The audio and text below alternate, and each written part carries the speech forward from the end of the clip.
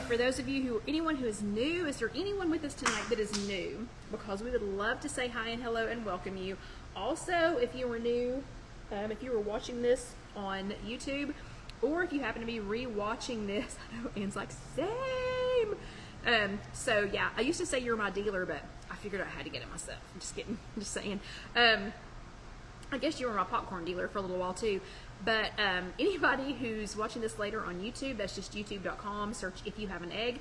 When the apron goes on, that is the middle, that's the almost the exact middle of the chat. So these are 1 hour long chats. The first half is always, and the kids have been playing with my aprons. Kids like to come in and take my aprons down and go play in our little kids' kitchen over there. And I can tell one of them has been playing waitress because there is a little notepad and a pen in my pocket. But anyway, so if you're watching this later on demand on YouTube or on Facebook, the first half is all classroom about whatever the Weight Watchers topic was from the prior week. The second half is usually something fun. The second half is kind of scary tonight, just gonna say, because we're trying something live together that we're gonna talk about. We'll talk about here in just a second. It's not actually scary. Like, nobody needs to call 911 and be poised for the other one. Okay, I think we'll be fine. I've been talking to a lot of people. I've done a lot of research. I think we'll be good. It's just freaking me out a little bit. Okay, so this is the second half of chat number 375, and we were talking about bridging the gap between want to and will do. So remember, there was that intention action gap, which is an actual thing. So I told you all a few years ago that my want to was to learn how to preserve everything that came out of the garden. I mean, I don't know if you can see or not. This is just from Saturday and Sunday. So if you can see that mound of tomatoes that's coming out, let me see if I can get my finger in the right spot. If I can, yeah, show you that. So that is from Saturday and this morning. So it is a mound of cherry tomatoes. I have 3 green peppers. Finally, I finally have green peppers. I have 3 of them. Got a couple of cucumbers, some yellow squash, and a couple of Roma tomatoes. And if you can see over here, I've actually been chopping some things. So a couple of years ago, my want to was to preserve everything that came out of the garden. I didn't want to compost any of it. I didn't, except the ends, you know, and the plants when I was done with them, but I didn't want to compost any of it. I had eaten this many cucumbers, but I love cucumbers, but I wanted to preserve everything. So a few years ago, like 3 years ago, I was going to teach myself how to pressure can and ferment and anything else that I could think of. And it was an epic fail. So my want to was over here, and that intention action gap was this big. It was huge. It was huge. So my intentions were great, but they were too much. Like, I was shooting too high, too much. Didn't have my mom here. Didn't have a support system, really. I mean, I had people that were more than willing to help me eat it. And if I had known what to do, I think they would have helped me. But that gap was just too big. So nothing happened, and it just kind of stalled out. So without even realizing it, I did chat number 375. So I bridged the gap between want to and will do starting a few weeks ago. And I want us to just reflect back to the 3 things that we talked about tonight. And let me find that. The first thing was understanding that gap. I understand the gap. We've talked about the gap many, many, many times, and I understand that was the issue with not getting all of these vegetables canned, pressure canned, water bath canned, fermented, dry, whatever, that was what that gap was, you know, for those, there was a gap. That was that intention action gap. Then I thought, okay, well, what are 3 things that could have been holding me back? 3 things, because it wasn't a single event. It wasn't just my mom not being here. That wasn't the thing that kept me from making this happen. So I tried to think, what are 3 things that kept my want to from becoming my will do? Well, the first thing was I tried too much at one time. Like, I tried to go from 0 to the perfect preserver, boom, in one summer. The second thing was I did not have the all the proper tools. I didn't have the proper tools that I needed. And the third thing was I didn't have, since my mom is in here, I didn't have the right resources. So what I did is I reflected back on those 3 things that I was missing. I rearranged some things, decided to try one first, then perfect it, then try the next one, not try to do them in a different order than I was trying to do them before, and then retry. So we're on probably week, let me think, 5, I think, of the big retry. So to close this intention action gap, what I have done, one of the things I did was started with pickling. So I started with something that was simple, something that most everybody can do, like most home gardeners, most cooks, most people cooking in the kitchen, even Alyssa's 7-year-old, 8-year-old next door neighbor, she knows how to make pickles. So I started with something simple and made pickles. Did pretty well, made pickles 3 weeks in a row. I'm getting better. They were good the first week, first time I made them. Batch number 3, they're getting better. So I broke it down into pickling first, then I'm trying fermenting, which we are going to try tonight, and then we're going to go on to a third preservation method, which is drying. I have decided that drying is going to be my third one instead of canning. I've kind of waited too long in the season. It's still overwhelming to me. I really think I need to have a different resource to teach me how to pressure can, and trust me, vegetables will be there next year too, okay? It's not like this is the only year for vegetables. I want to give you just a tiny sneak preview though of what's coming next week, because I worked on this all day Saturday, and then I promise we'll circle back around to the fermenting. So all day Saturday I worked on figuring out how to dehydrate vegetables, okay? And I only have the air fryer because our stove here, remember our stove here at Casey Kitchen Center doesn't actually work because they never hooked it up. They never hooked it up to the gas. So I only have the air fryer. Several of you all asked how you could help. Look at these. They're tomatoes. Okay. We're gonna work on that next week. But I only mention this because several of you all asked how you can help support the chat since the budget cuts, and it's looking like those are never going to uncut. So I was hoping it was short term, but I'm thinking it's not going to be short term. But several of you all asked how you could help, and then one of you, Melissa, actually suggested that I set up an Amazon wish list, which I have done, and I've shared the link a couple of times, and I can share it again if you all need it. But part of this Amazon wish list, I have added a dehydrator on there. That is, it's not super expensive, but it's expensive. I mean, it would be like a big investment. But if anybody decided to go in, like a couple of people together or whatever, and buy that, I would love to be able to take this dehydrating experiment and like take it to the next level. So that's on that Amazon wish list. Again, you do not have to buy anything. You don't have to send anything. You don't have to whatever. It's just some people asked how they could help. That seemed to be a great way to help. And if we have time, I'll show you how a few people helped just this week.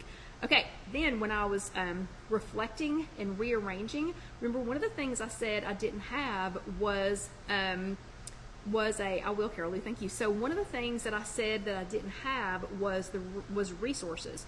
So I went to the library, of all things. 3 weeks in a row, Alyssa and I have gone to the library, and she has gotten her books in preparation for starting first grade, a week from Monday, a week from tomorrow. She starts first grade. Bo starts pre-K 3 because she'll be 3 in September somehow. So, oh wait, hold on a second. Debbie says, do you have Amazon gift cards? Then we could contribute that way, and you could purchase a larger purchase. I don't know. Figure out how to do that.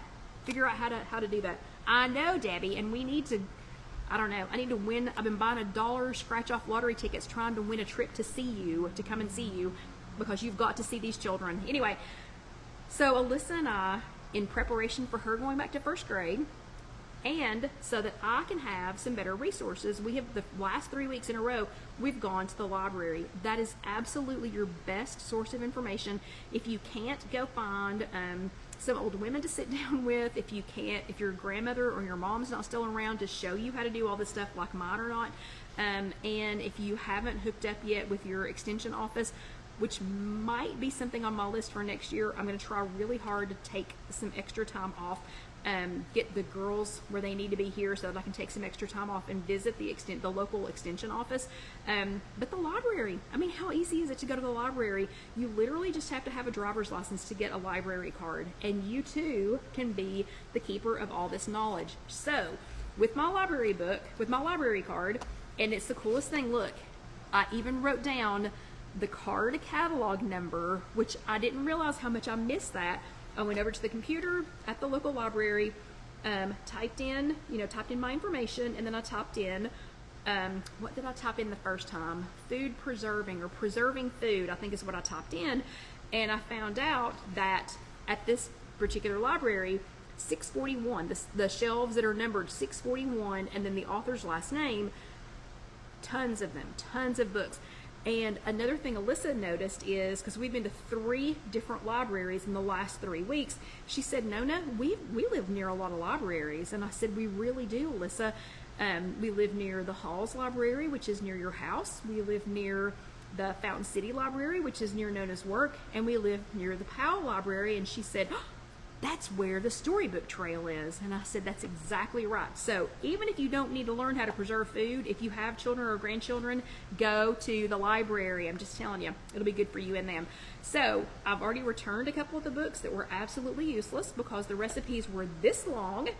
And one of the guys, I wish I had written down the name to tell you all, don't even bother. My gosh, he was such a food preservation snob. There's no reason for that, okay? It's just food. This one has been really good though. This one is called Put 'em Up, Preserving Answer Book. It's 399 solutions to all your questions about canning, freezing, drying, fermenting, and making infusions. And it's written by Sherry Brooks Benton, and she is the best-selling author of Put 'em Up, and Put 'em Up, which is just Put 'em Up, and Put 'em Up Fruit. So this one's Put 'em Up Preserving. Okay, tonight we are going to turn to page 160. So page 160 in Sherry's Put 'em Up Preserving Answer Book talks about fermenting.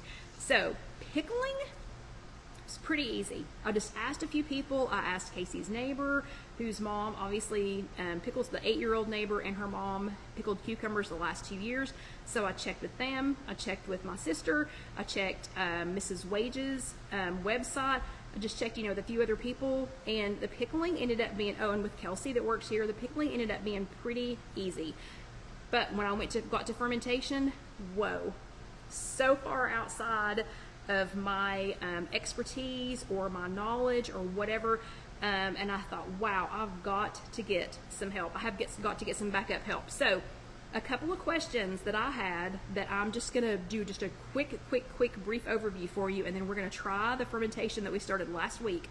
So the first thing was, fermentation seems so mysterious. How does it work? Sherry gives a brief overview that fermentation is one of the oldest forms of food preservation, and that it's really simple to do. I have to tell you, once I got over the fear of this, you literally just leave it alone. I mean, you literally just clean everything, get it ready, prep it, and leave it alone.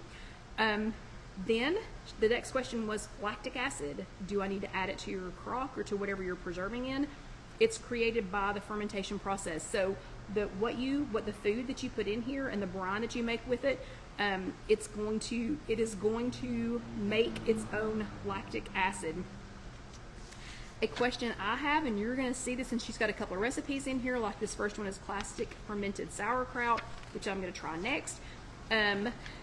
This one was so me. My ferment is bubbling. Has it gone bad? And she said, no, bubbles occur naturally in the fermentation process, and they're a good sign that things are going well. Okay, well, I've got a good sign that things are going well. This one freaked me out. If I had not already checked this book out of the library, I would have thrown this away without even checking, because I have no like resources. I had no resources outside of these books from the library and then saying, okay, according to this book from the library, or these books from the library, this is cool. Then I found somebody that does fermenting and asked them, and they said, sure, no, that is cool. Okay, this question is, there is mold on top of my ferment. Is it rotten? Okay. This to me looks like mold. So I did everything the way that I should. I prepped it all. I did the brine. I got the water. I got the water in the cap. It's burping itself. Okay. Debbie says the film is good with fermentation too. Just understand, since I did not have a live person here to ask, this freaked me out. So Sherry says, it is not uncommon for a cap of mold or bloom to form on the top of your ferment. This is particularly common in the beginning stages of fermentation when the process hasn't had time yet to create enough lactic acid to lower the pH of the brine. Okay, so if you notice a patch of mold or bloom floating on top of your crock, just gently scoop it off and then wash the plate or container you're using to weight down your produce. Okay, so you guys are doing this with me live, okay? Taking off a little cap. There was also a question about being able to smell it. This one is the salsa. It smells really, really good. It smells like every Mexican restaurant everywhere. Okay, and then with this particular jar, we're going to take off this little ring, and then we're going to get the thing that's holding this down. We're going to take it out. So this bloom, this cap that's on top, that is the part that was freaking me out, because I thought, oh my gosh, this is ruined. I have completely ruined this. Debbie, tell me if this is right. Tell me if this is right. I had someone tell me, now it doesn't say in this specific book, it doesn't say what that is called, but I had someone tell me that is called calm or calming. I can't remember what she called it, but she was like, yeah, just scoop it off, chuck it, and go ahead and try your ferment. So I'm trying to be super cool about this and not freak out, but she said that is totally normal. I trust Debbie. Debbie is saying that the film is good. The film is good with fermentation too. I trust you. I trust you all. Okay, then the next question was, how can I test to see if my fermented foods are ready? And it said your taste buds. Your taste buds are the best way to taste it. So remember, I told you all that we were going to test this live. So even with that weird little film on top, which I have been assured will not kill me. And Debbie says, yeah, I can't recall the technical term, but yes, it is fine. Yeah, Kelsey called it a bloom, and she called it calm, I can't remember. Okay, so let's try it.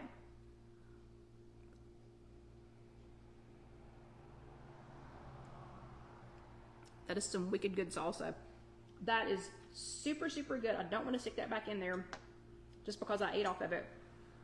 That is really good, really fresh tasting. It's not the exact same flavor as the fresh salsa, but that is really good. It doesn't taste cooked. See, I was worried about cooking the salsa and pressure canning it because I didn't want it to taste like it came out of a jar. That does not taste like it came out of a jar. That is really, really good. Okay, so next thing was how to know. Let's see. Wow, this stuff is smelly. Is that okay? It smells really good. It smells really, really good. And hold on a second. Let's see. The next one was what kind of water is best for fermenting.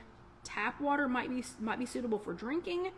And you can use it for fermenting, but if it's heavily chlorinated, you might want to consider boiling it. I used spring water. You can also use distilled water for fermenting. Salt does play a really special role in this, so I'm not sure what you would do without salt. You might have to ask somebody besides me. One of the other things, though, was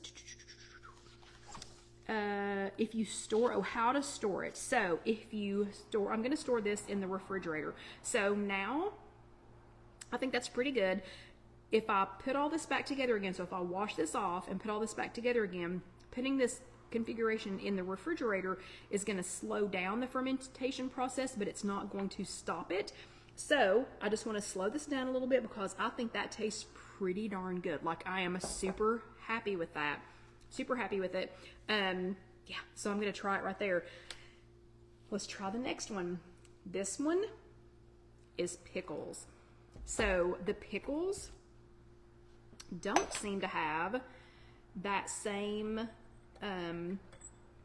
they don't seem to have that same bloom on top. Ooh, hold on. Sorry, let me get my little weight off of here. So a lot of people had different ways to, like different crocks and things. Oh, Debbie says there is some bloom on the opposite side of the jar from me. Oh, I see it. I'll clean that out. So I'm going to clean that out. Oh yeah, and Debbie just makes a great point that I did not point out in here. She says use non-iodine salt. She always uses real salt, pink Himalayan salt. That's exactly what I used. Okay, pickles. And I'm going to take some of these home. But see, this did not make the same film at the top. I don't have an explanation for that, sorry. But I will be taking these home because you all know Alyssa, well, I mean, if they taste good to me, Alyssa absolutely loved the pickled pickles. This is the exact same recipe, except with more of a brine, with a brine that I found. Oh wait, I'm gonna let her have the spears because she likes spears and I like slices. But except with a brine, the spices that are in here are exactly the same as what I've been putting in her pickled pickles. So let's see. She's gonna do my true test. So let's see how this tastes.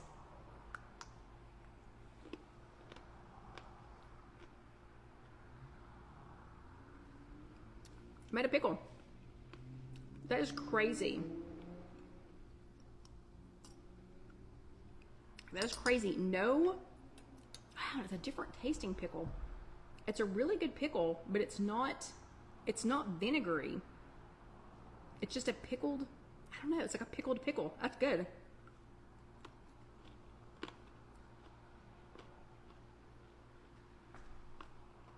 I don't know if you can hear this, but it's really crisp. And you can really taste the dill and the garlic. That's pretty darn good. Okay. So,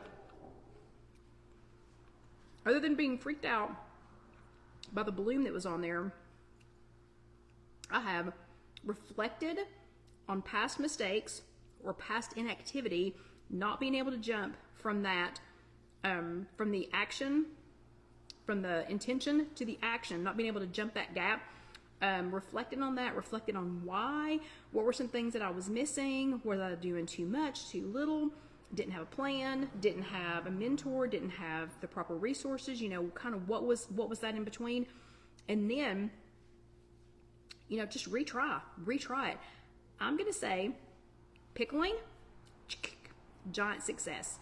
Fermenting, this is pretty darn good. I think I'm going to let this continue to ferment, maybe on the counter for a couple more days. I think the pickles could use just a little bit more, and then I'm going to slow it down by putting it in the refrigerator. I'm going to let the salsa go another day or two and just see what it tastes like, but it's already a really, really good flavor. I want to see if I can get rid of that film though, just because that's freaking me out. So remember, use your resources, reflect back on what you did before or what you didn't do before. Think about what's causing that gap. What are some things that are either causing the gap or some things that could help you, you know, kind of leap that gap. Remember your resources. Library, library, library. I know in this case, it's about preserving, but if it's about cooking, or if it's about organizing, or if it's about how to make a schedule, or if it's about how to make a grocery list, I promise you there is a book at the library about everything. While I was in, is it 641? Let's just look again. While I was in the 641 shelves at the Powell Library, I'm serious, there were books about everything. if you don't use anything else to get yourself from your intention across that gap to your action, go to the library and find something to help you bridge that gap. Literally, there was a topic for everything, and it was kind of fun to use the, is that the Dewey Decimal System, I guess, to look that up and to actually go physically find it instead of just sitting in front of a computer looking it up. This was so much better, this physical book. Okay, before I go, I will post more details on this fermenting. I'm going to let it sit for just a couple more days. I'm going to get everything cleaned back up, put back together. I'm going to let it sit for a couple more days, and then I'll work on getting this posted. But I will post that Amazon wish list. If anybody can figure out Debbie's idea of doing the gift cards, please let me know. I'll try to look into that tomorrow. But if anybody already knows, let me know. And then next week, we will jump into a little bit like a pre lesson on air drying, on dehydrating. But I also need to show you all what came in this awesome box down here. So some of you all have already purchased a handful of things off of that Amazon wish list. Blessings, blessings, blessings you all are. So thank you all very much. I hope you enjoyed this video. I hope that you will try something. That salsa recipe, that original salsa recipe that y'all waited so long on, I think y'all waited 3 weeks on it. It's posted. It is posted. It's on IfYouHaveAnEgg.com. That is www.IfYouHaveAnEgg.com. And if you search salsa, it will pop up. It is actually the first recipe that's showing right now on the list, so you should be able to find it pretty easily. And you can click on the video link to that second 30 minutes when I have the apron on, when I show you how to actually make it. I've had another request for it to be brought Tuesday night to our in-person meeting, so it is a keeper. So I'll get started on all of this with Casey. We'll keep playing with the dehydrating, but I would love to have that dehydrator, and that would be an awesome thing. What Debbie says she thinks I just add it to my wish list for a gift card.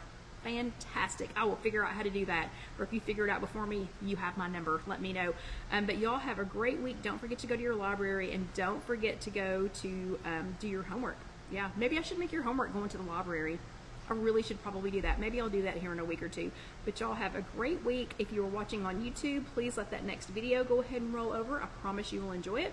And I hope you will click on subscribe and that little bell so that you'll know when the next video comes up. But y'all have a great week, and I will see you next time. Good night.